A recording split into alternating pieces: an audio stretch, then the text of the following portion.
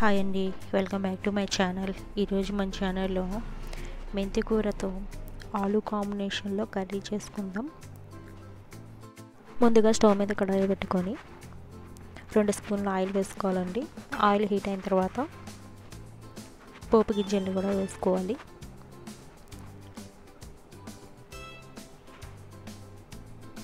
పోపు గింజలు వేసుకున్న తర్వాత 2 ఎండుమిర్చిని కూడా వేసుకుందామండి. ఒక రెమ్మ కరివేపాకును కూడా వేసుకోవాలి. ఒక పెద్ద సైజ్ 2 ఆనియన్ని తీసుకొని సన్నగా కట్ చేసి వేసుకున్నానండి. జింజర్ గార్లిక్ పేస్ట్ 1 స్పూన్ వేసుకొని కలబెట్టుకుందామండి. ఇలా కలుపుకున్న తర్వాత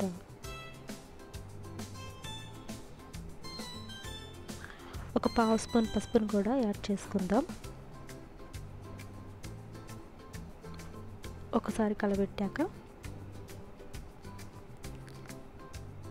2-3 టమాటాలను కూడా మనం కట్ చేసి వేసుకోవాలండి. వీటన్నిటిని ఒకసారి కలబెట్టుకున్న తర్వాత కొద్దిగా ఉప్పును కూడా వేసుకొని మనం కలుపుకుందాం. ఇందులో ఒక 2 పొటాటోస్ని తోలు తీసుకొని ఇలా సన్నగా కట్ చేసి వేసుకున్నానండి.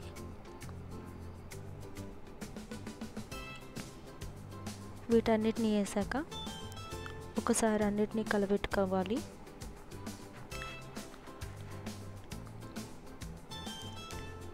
ఇలా మొత్తాన్ని కలుపుకున్న తర్వాత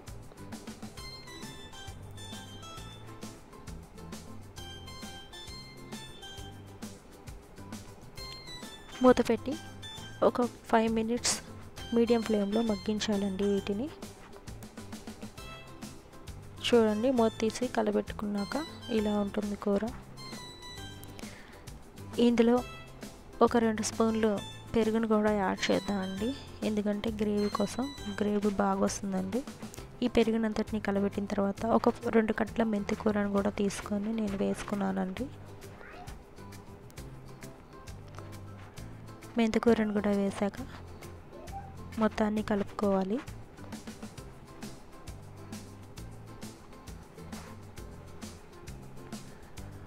ఇలా కలుపుకున్న తర్వాత ఒక స్పూన్ కారం కూడా వేసుకొని మనం ఒకసారి కూరనంతా కలబెడదాం.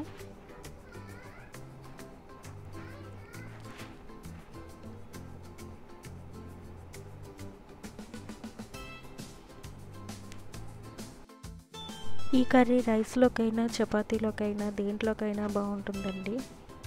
మంచి గ్రేవీతనంగా వస్తుంది ఈ కూరని. ఇలాగా తర్వాత తగినంత ఉప్పును కూడా మనం వేసుకొని కలుపుకోవాలి. ఇలా కలుపుకున్నాక మూత పెట్టి ఒక 15 మినిట్స్ లో ఫ్లేమ్లో కానీ మగ్గనిచ్చామంటే కూర అంతా బాగా రెడీ అయిపోతుందండి.